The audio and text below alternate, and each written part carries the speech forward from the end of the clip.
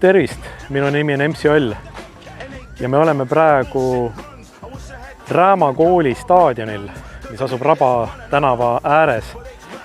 Siin staadionil käis koos üks noorte seltskond, kellel meeldis mängida korvpalli ja neid ühendas väga palju hip-hop muusika, mida siis tollel hetkel MTV-s kuulsid.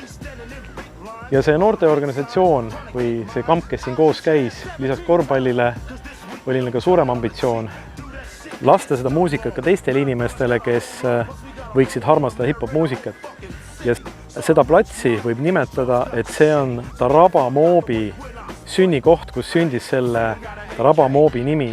Taraba Moobis kasvas välja Eesti kõige suurem hip-hop organisatsioon, mis ühendas oma tippajal ligi 250 liiget, kes siis aitasid inimestel, kes aitasid siis organiseerida erinevaid üritusi üle Eesti, erinevates Pärnu sihtkohtades. Me kõik käime need kohad läbi, aga point on selles, et kui te panite tähele, siis ta Raba tänava ääres ja pandi nimeks Taraba Moob, ehk ta on tuletatud sellisest hip-hop bändis nagu Talents Moob. Ja ülejäänud lugu, mida ma nüüd hakkan rääkima, me käime teiega koos läbi ja te saate teada, kuidas sellest kasvas kõige suurem hip-hop organisatsioon Eestis.